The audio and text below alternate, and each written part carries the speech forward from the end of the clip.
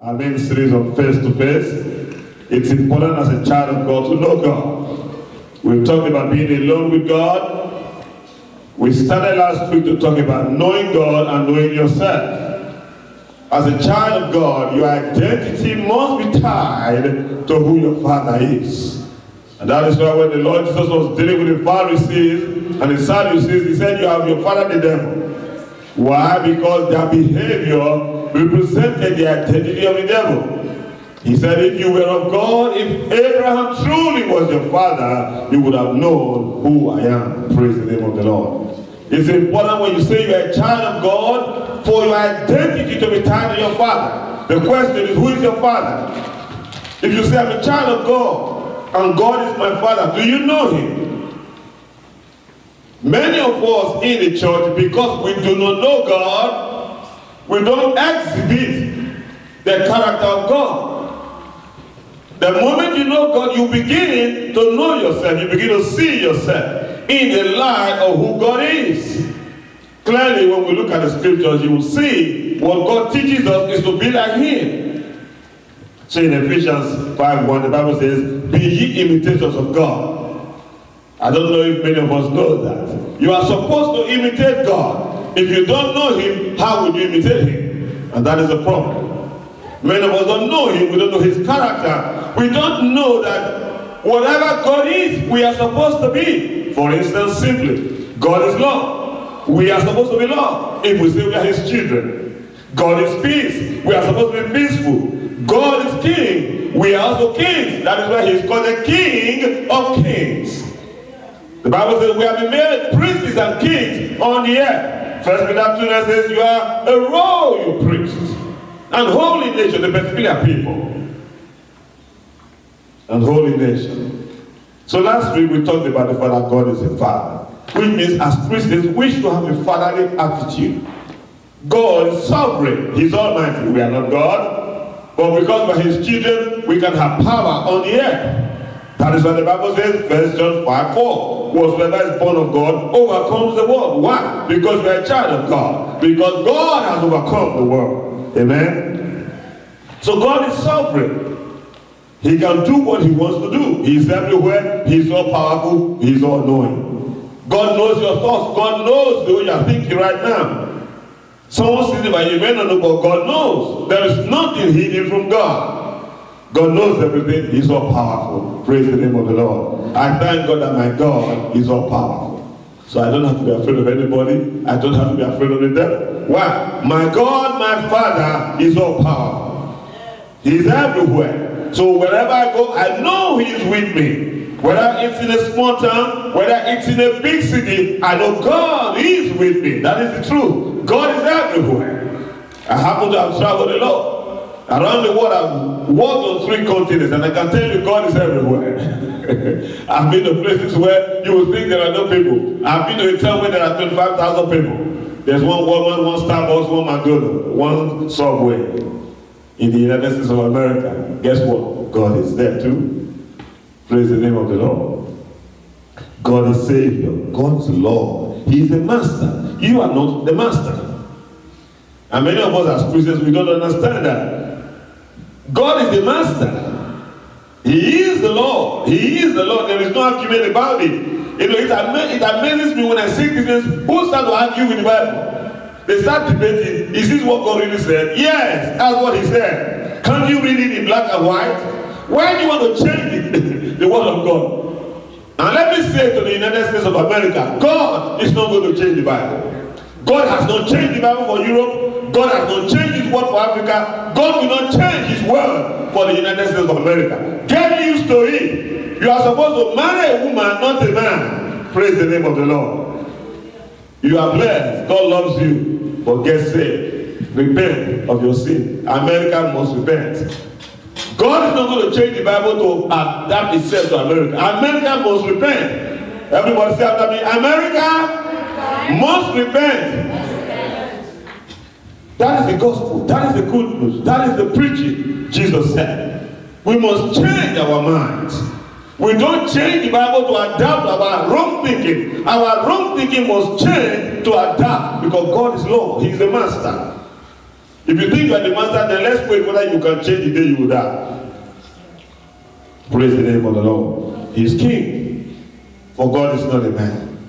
He is a king over the whole world. Do you know the Bible says that the earth is God's footstool? That the whole planet Earth, God actually puts his leg to rest. So if God wants to snuff the whole earth out, he can do it. Do you know the Bible says in Isaiah that the whole world put together is minus? The Bible says it's like a drop in the bucket. That's the biggest respect that God has for the world. That's the biggest respect. You're like a dot, a drop of water in a bucket of water. Then the Bible says, don't you know the earth is like nothing? In fact, less than nothing. It's in your Bible. Because many of us, we read, we don't understand what the Bible said. Let me tell you, that is why he is El Shaddai. We shall talk about that in a minute. So we say God is love. God is a jealous God. He has a zeal over you. He has a zeal over his people.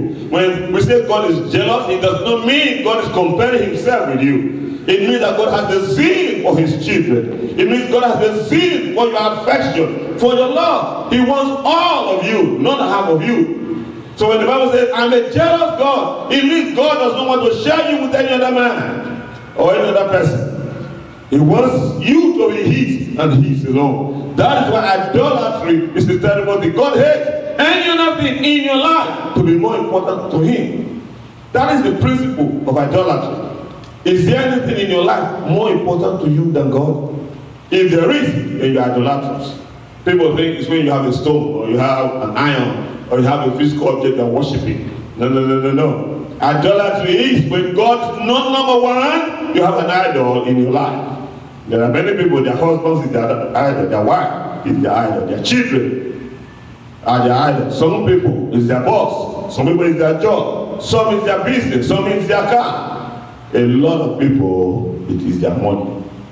That is why Jesus said, not any other person said, Jesus said, the Lord himself said, you have to choose whom you will serve, for you cannot serve God and man. It's not possible. Money may not be your God, or you be the ruler of money. If you don't rule money, money will rule you.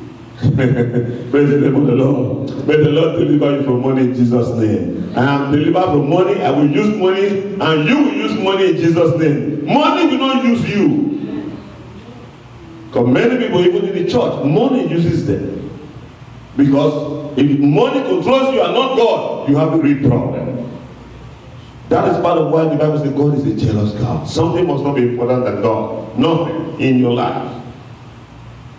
We said God is unchanging. We said God is life. God is salvation. God is a good God. There was a bad devil. God is the Ancient of Days. God is holy. God is righteous. God is a covenant keeper. And we said God is a consuming fire. Those are some of these things in the scriptures that speak about the person and character of God. Who is God? Many of us we only know what God can do. God does miracles. We will talk about that later on. In this part 2, when we are talking about knowing God and knowing yourself, we are really talking about the very person of God. Who is this God we serve? Don't just be a wishy-washy Christian. Don't just be a Christian who just, okay, I go to church on Sunday. Okay, I'm going to church. Why are you going to church? Let me tell you the truth. I thank God I don't serve a wishy-washy God. Hallelujah. Hallelujah. That is why I'm always excited to go to the house of God. When I was 14 years old, I was excited. You know what? I knew He is real. He's not a wishy-washy God. He's not an idolatrous God. He's the God that made the heavens and the earth. I was excited about Him. And I thank God at my age now, I'm still excited to go to church. I don't see myself more important. I don't think I'm doing God a favor by coming to church. Why? He is God. He's sovereign. He's the Almighty. I pray that God will give you a revelation this morning. I pray that the Spirit of God will give unto you. God will give unto you the spirit of wisdom and revelation in the knowledge of Him. As Paul prayed in Ephesians chapter 1. I want you to pray that prayer for yourself. That God give unto me the spirit of wisdom. Ephesians chapter 1 from verse 17. That God will give unto me, give unto you the spirit spirit of wisdom and revelation in the knowledge of him. Before I continue, let me talk about this. You cannot know God by your intellect. And this is part of the problem. Many people come to church, they look at the pastor, they look at leaders, they think that is how God looks like or how God behaves. No. God is not a man. You cannot reason God out. I'm so happy. Let me tell you something. Hello? Listen to me. God specializes. If you didn't know before, God specializes in using foolish things to confuse wise people who think they are wise. Praise the name of the Lord. For some of you, you have heard me quote a scripture before. If you didn't know, your eyes have seen. So tell your children's children that I am a witness to the proof that God can confuse people who think they are very smart and prove to them that he is God and they are not God. Hello? Hello? Because many months ago, less than a year ago, some people thought this pastor is very foolish. How can you be foolish? What can you do? You don't have any money. What can you do? Money, God is no money. Hello? Please listen to me. If I let me come down. If there's anything you will hear today, there is a God in heaven. If you didn't know that, you better believe it. And he's not a man. You cannot figure him out by what you see. You cannot figure him out by what you hear. Or by your intellect, how intelligent you are. Because somebody look at the accounting record of a job and say, God cannot be here anymore. Please listen to me, because many have been deceived.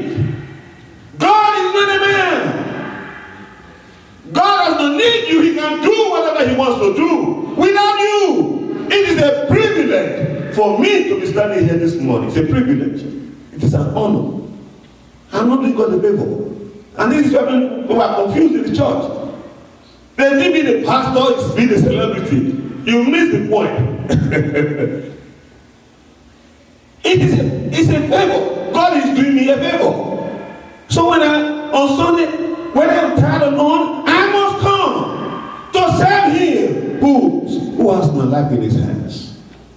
Let me tell you, there is a God in heaven who can do anything. You've heard it before, but some of you here this morning, your eyes have seen it, that God can do anything. And don't ask me how God does these things. A long time ago, I already knew that I don't have to reason God. For some of you, maybe you are not like me. For me, before I do something, it has to make sense. But I also learned a long time ago. A long time ago, in fact, I learned it as a young Christian. Because I saw the things that God did in my life, it did not make sense. I said it last Sunday. Some of you think it's a joke.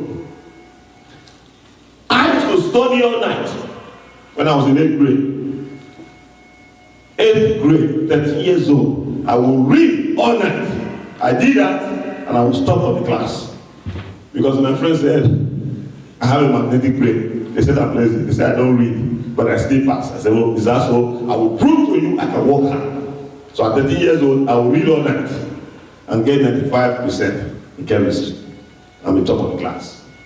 When I got saved at 14 in 9th grade, tell you true story. I still read. I spend more time reading my Bible during the day. During the day, I read the Bible more than I read my books. Guess what? I was still in the top 5%. Hello? When I got to 10th grade, I wasn't just top of my class. I was top of the graduating class. I graduated top 2 of the graduating class. I was not the one that studied most. I am telling you that I know this God. So fast forward to 2013. Some people are looking at pastors and they think he's a joker. This pastor must be a joke. Pastor, can't you see that in the natural you have faith? You were telling me to my face that I have faith. What they did not know is this: God is not a man. If you didn't know that, you better know it. There is a real God. I've seen cripples walk with my 2 eyes. I've seen blind eyes open. So I know what I'm talking about. I have a friend whose teeth grew instantaneously when Shamba came to my campus. Let me tell you, this God is not a man. I came from a city where the dead has been raised by a man of God. The city I came from. Great man of God, Bishop or Archbishop Benson in the house. He raised a dead person. It's on record. Come to my house, I'll give you his biography. It's there, it's a historical account that he raised the dead. If you won't tell that, there's a pastor in Fort Worth, one of our pastors. Many people don't know that. He has raised the dead before. God can use you to raise the dead. If he chooses to. The point is, you have to know that God is not a man. Therefore, you don't walk by your senses. Everything is not what you see. In fact, what you don't see is superior to what you see. Hallelujah. Oh, I'm going to dance this morning. I'm going to dance this morning. This is a very special Sunday. This first Thanksgiving. Hey, hallelujah. Because over a month ago, I said, let's dance to shackles. Because I was in my car, and the Spirit of God said, dance. I said, how can I dance? God, you don't answer my prayer. But the Holy Ghost said, dance. I said, what will you do if you win $1 million? $1 million. What kind of dance will you give to God? I said, wow. So in my car, I began to dance. I began to dance with shackles.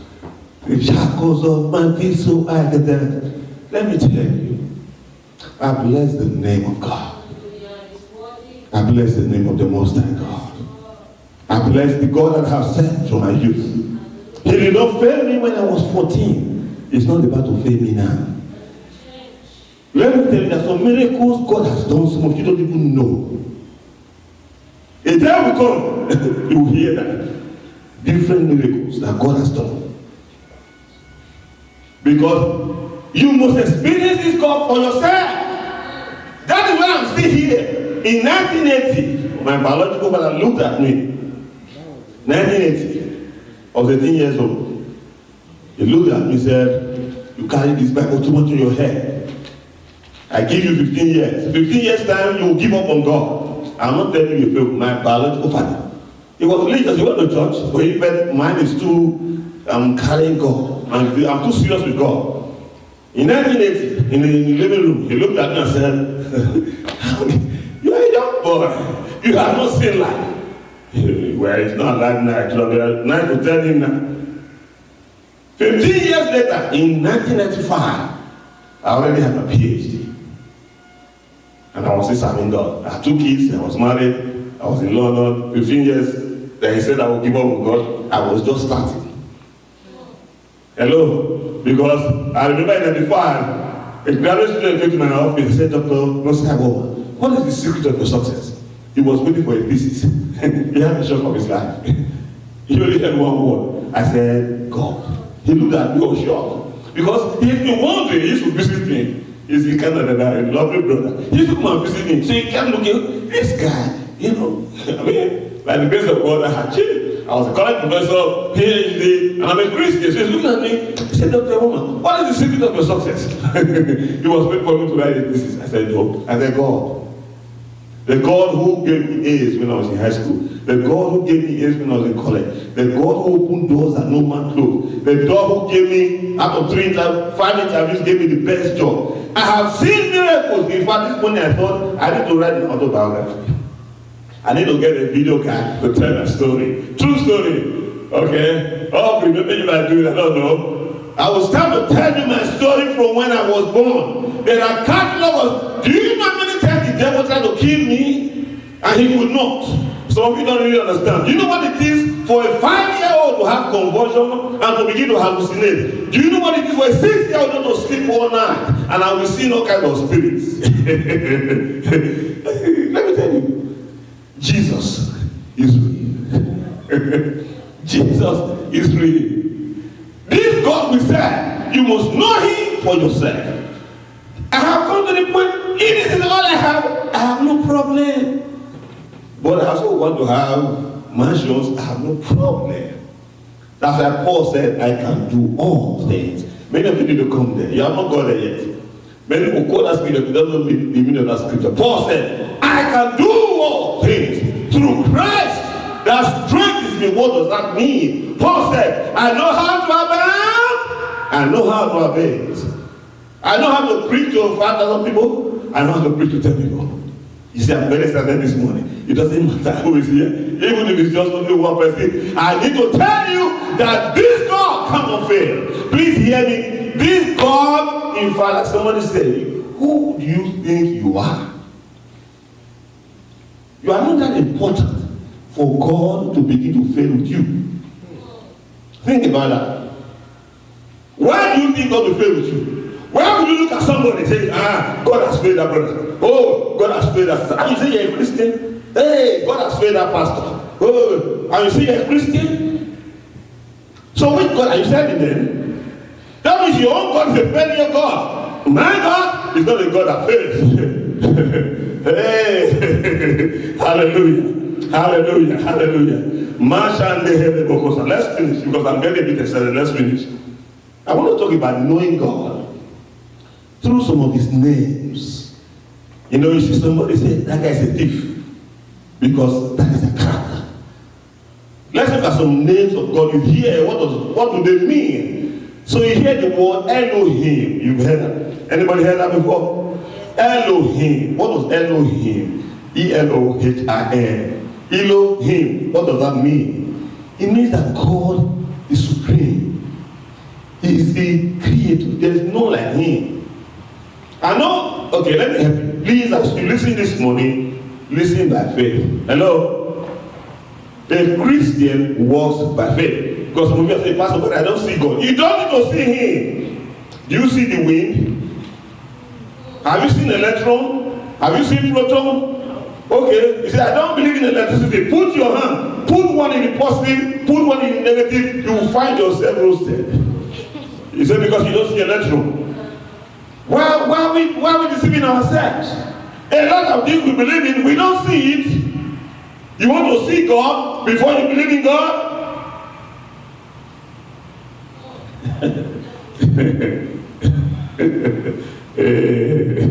You know why I'm laughing? Because everybody that used to laugh, they don't laugh anymore.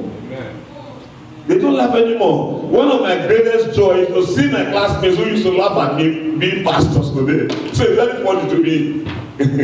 you know, they used to laugh at me. Today they are pastors. In pastors, I couldn't believe you two, you are pastor. But God can do anything.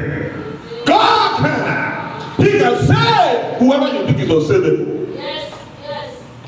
And that's the problem, because many of us don't understand that God is not a man that he should lie. He is not a son of man. God will not change his mind. What he has said, he will bring it to pass in your life. You better believe it. Amen.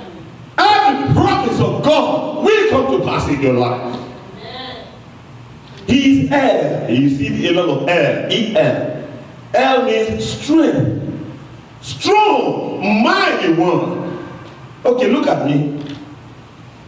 When Israel faced the Red Sea, have you ever thought about it? The Bible says God opened the Red Sea.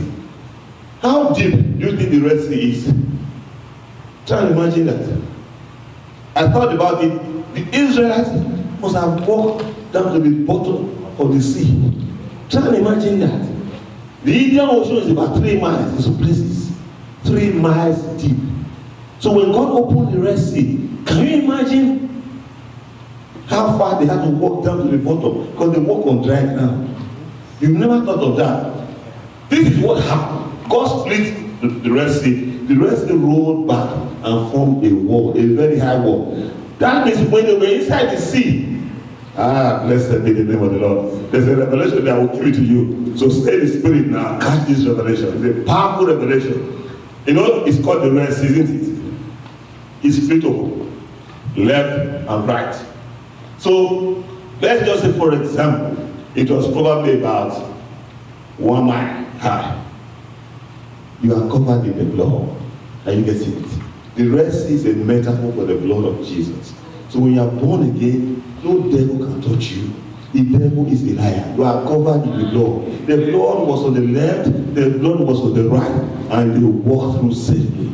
But the enemy, they thought, like Pastor Kunu was sharing yesterday, they thought, let's pursue them. God said, come. And one of my favorite jokes of God, the Bible says, early in the morning, God looked through the clouds and began to remove the waste in their child. Unless you have a covenant with God, you are not covered by the blood. But that's a different message. But they walked through the blood, they walked through the Red Sea, they were covered. Because, you see, people say, oh, no, God did not do it. The Red Sea was to their elbow. They walked through, that's a lie of the devil. The Red Sea is a sea. It is not a stream, it is not a river. Go and check the Red Sea today. Go and try to walk through it barefoot. Go and try. Without God opening it for you. You know, some people, they want to change the Bible. The Bible is not a fairy tale. It truly happened. God opened the Red Sea. Let me tell you, Daniel was actually in the lion's den. It is a historical fact. It is not just a fairy tale. Please, whenever you read the Bible, believe it that this God is a strong God. He can do anything. He can shut the mouth of lions. That is why don't be afraid of lions in your office.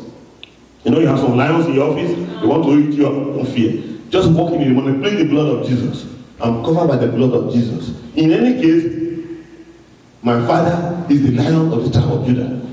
And I'm a lion, so you cannot even eat me. You are just like a roaring lion. You are a fake lion. I'm the real lion. You want to remove me, you will lose your job before I will come the next day.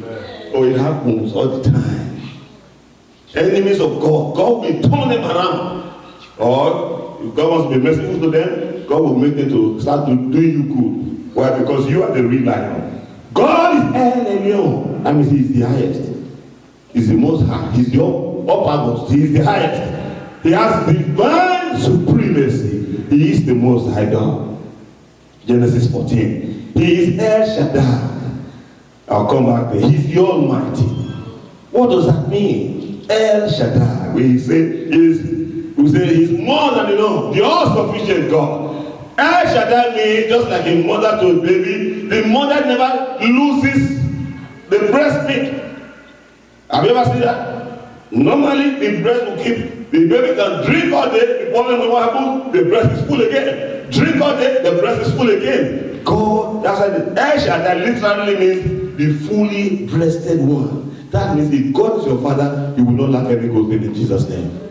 He's more than enough for you. He's the Almighty. He is a strong nourisher. He is the strength giver. He is the satisfier. He is all bountiful. He is the supplier of all your needs. He is the fruitful one. That's why David said, the Lord is my shepherd, I shall not want. He is there, Shaddai. Yeah, he is there, Shaddai. I want to encourage you this morning, please. Whenever you have a need, don't think of your uncle.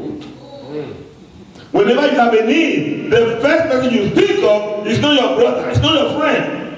The first person you must think about is your El Shaddai. Think about God. God can answer your prayer anyhow.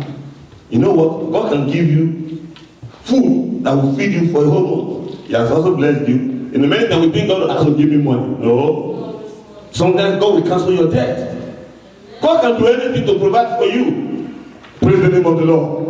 You need to know Him as your El Shaddai. It's not your personal. Your personal El Shaddai. He will supply your need in Jesus' name. God will supply your need. You will not lack any good thing in Jesus' name.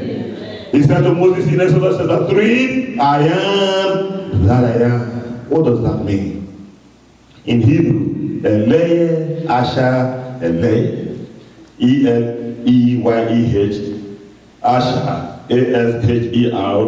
Eleh Asher Eleh. I like it. It sounds very interesting in Hebrew. I am that I am. What does that mean? I am who or what I am. I am the self-existent one. I am the eternal one. I am the one who always has been and will always be.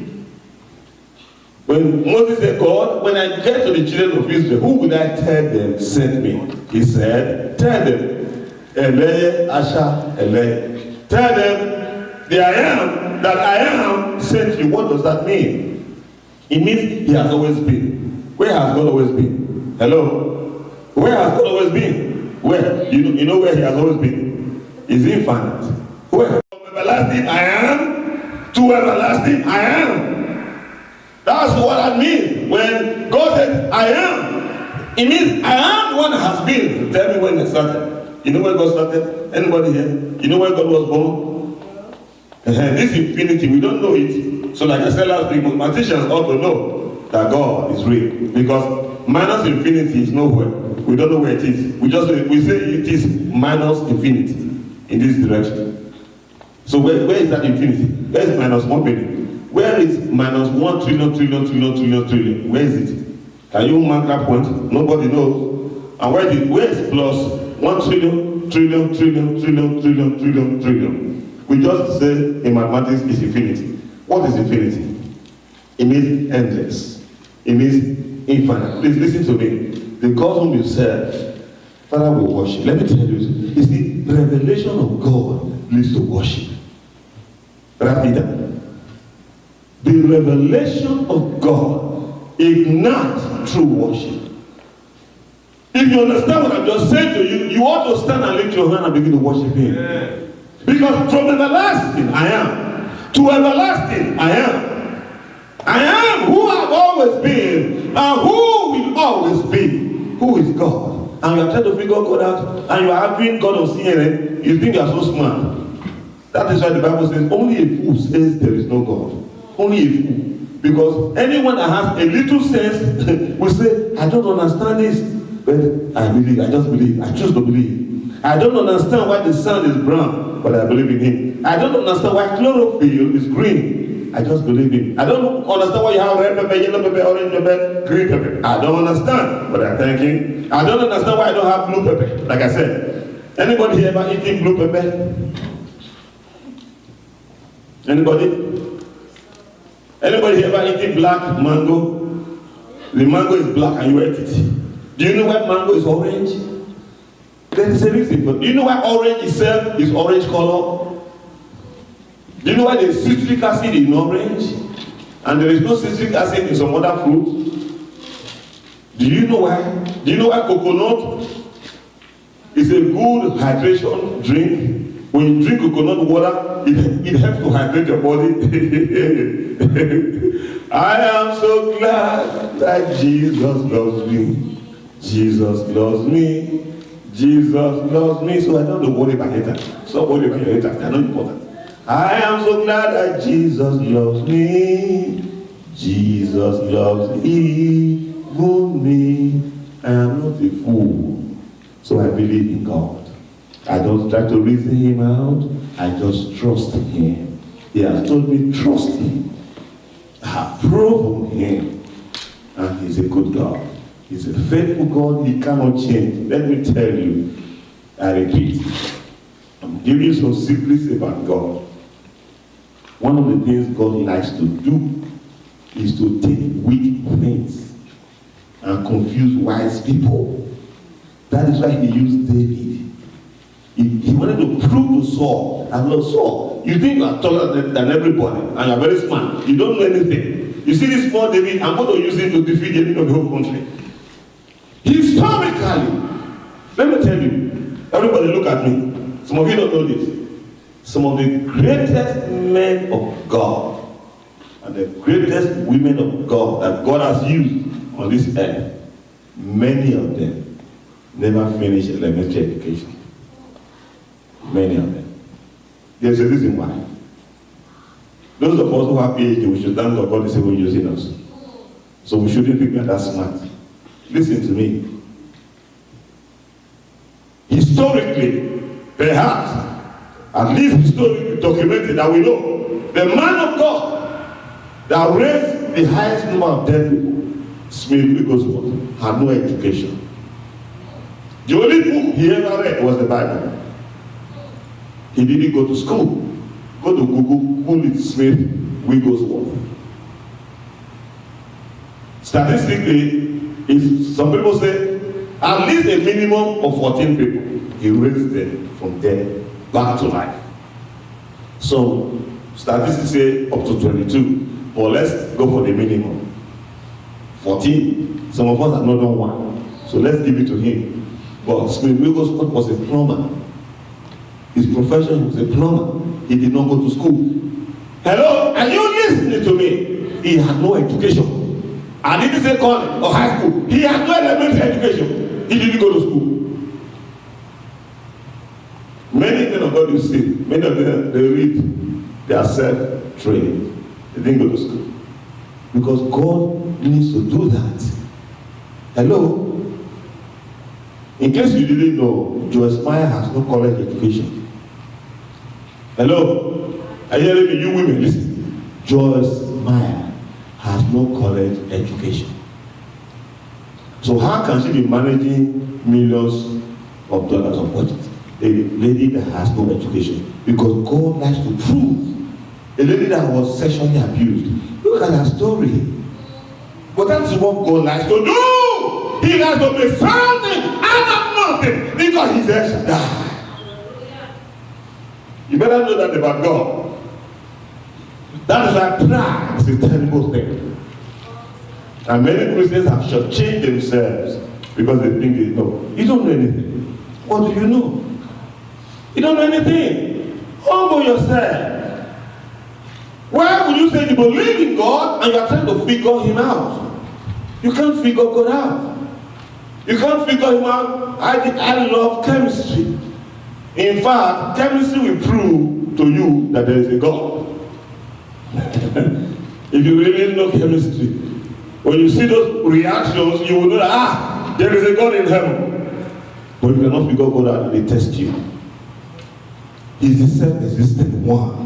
He is Jehovah Jireh. He is Jehovah Nissi. Jehovah Jireh means he is the Lord that naturally provides for you. He is Jehovah Nissi means he is a natural protector. He is your banner. He will always cover you. He is Jehovah Rohi, meaning he is your shepherd. He will guide you. He is Jehovah Rufeka, meaning he will always heal you. He is Jehovah Sikenu, meaning he is your righteousness. That's Isaiah 54:17.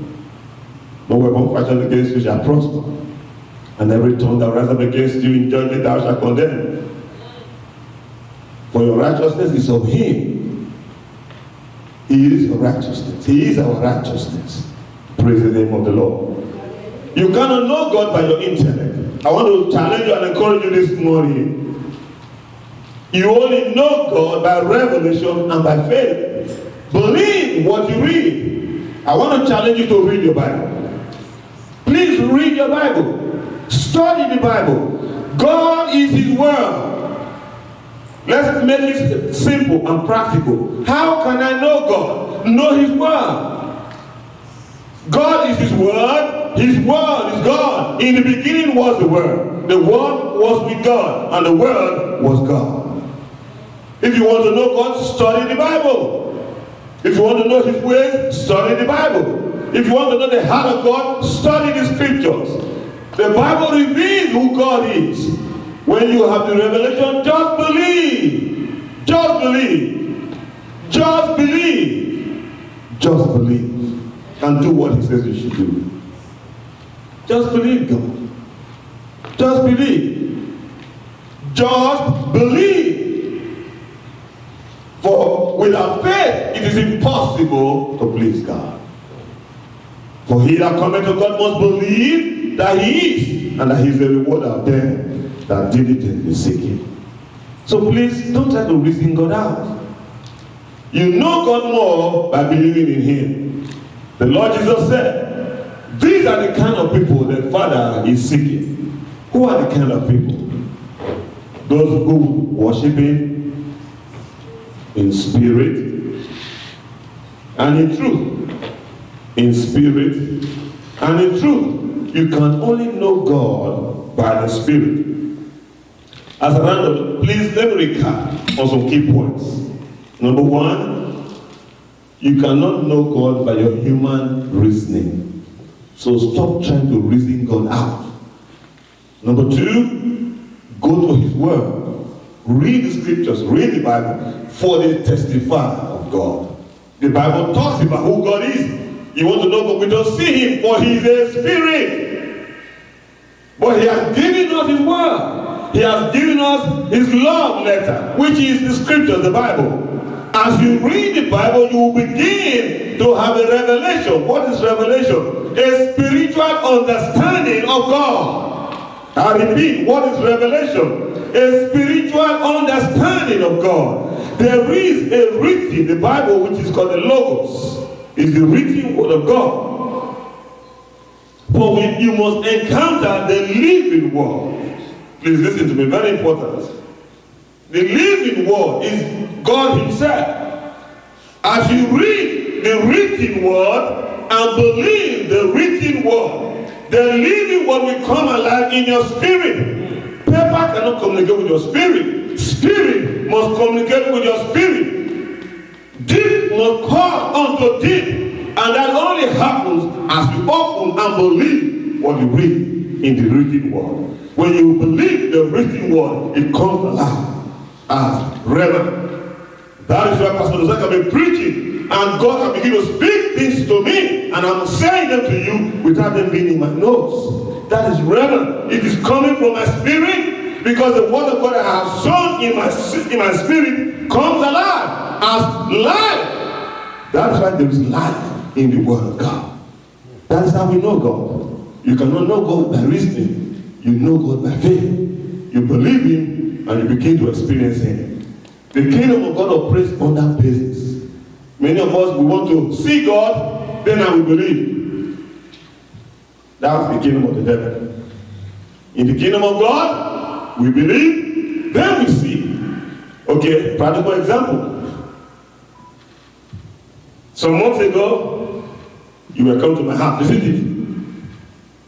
What was Pastor Jose preaching? Was I still preaching like a person that is going to give up? No. I began to tell you that God will do something, isn't it? I didn't know about this place myself, but I believe God. I told you, God said to me one day, peace. You see, God told me one day, he said, tell everybody, peace, hold your peace. Peace, you remember? Peace, be still, don't worry, just relax. Now, it did not make sense because the events and the experiences what? Run head tasket, run head tasket, run head tasket. You understand? But God says peace. I said, okay, God, you say peace, I will have peace. And I'm trying to teach you a principle. How did we get here? That's how God works. If I say, God, that will show me. Oh, God, that will show me. God will say, you are in the flesh. God showed me. That's what many of us do. God, let me tell you. I've had $3 pocket money, and I've had $10,000 pocket money. I know what I'm talking about. Hello, I've had 50,000 pocket money, and I also have $3 pocket money. But I always pay my tithe. Whether my tithe is $3 or whether my tithe is $1,000. Go and check the records. I always pay. When God bless me with $10,000, I pay $1,000. When God bless me with $10, I pay $1 because I only give me $10. But I remember what Juanita Barnum said. Catch this. The issue is not money. The issue is you carry a blessing that whatever you need, God will provide. The reason why in this place is truth. God knows we need this. Are you here? I know what some of you are thinking, Pastor. And you say, look how many we are. Don't worry.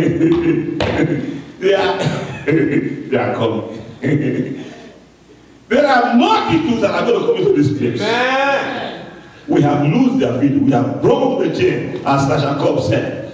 There is power in the name of Jesus to break every chain. We break the chains. We break every chain. All my men, all my women, that God has assigned to Eagle Believers International Church. We break the chains of your feet.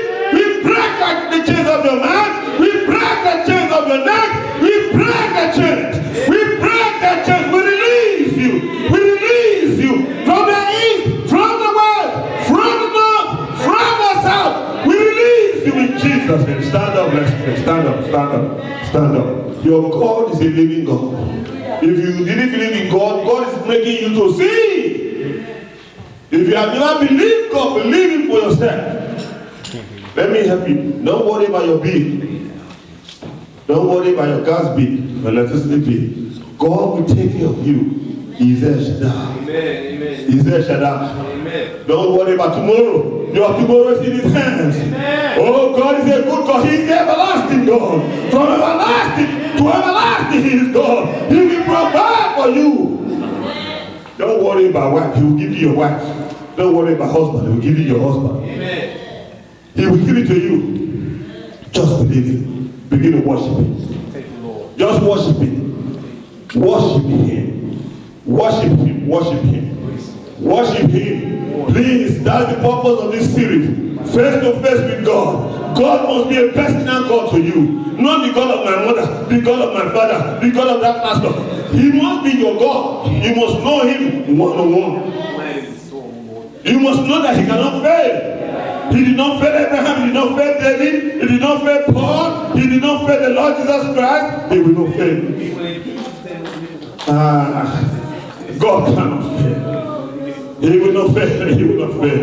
Oh, He will not fail. He will not fail you. He will not fail you. Just believe. Just believe. Trust Him. Great is Thy faithfulness, O Lord our Father. There is no shadow of turning with Thee. Thou changest not, Thy compassions they fail not. As Thou hast been and forever will be.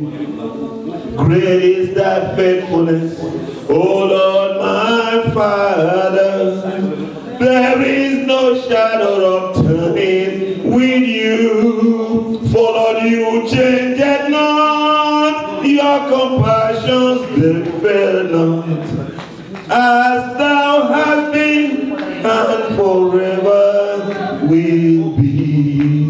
Great is Thy faithfulness. Great is Thy faithfulness. For morning by morning new mercies we see. Oh, we have needed Thine hands have provided. Wow. For great is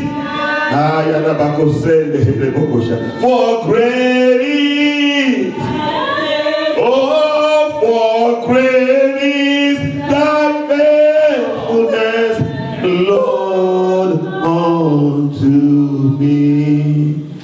Hallelujah. Blessing, blessing, blessing, blessing, blessing. Think about what God has done for you. Think about a year ago, where were you? Think about 2 years ago, where were you? Look at what God has done. Think about it. Don't think about what He has not done. Think about what He has done. Look at what He has done. You are alive, that's a good thing. You have clothing to wear, that's a good thing. There are some people some weeks ago, tornado tore their houses. Your own house is still standing. Thank God for what you have. You have a job, you are not hungry, you have a home. Thank God for that. Thank Him for His faithfulness. You pray and He answered your prayer. I know you pray for 10 things. Thank Him for the ones He has answered. Thank Him.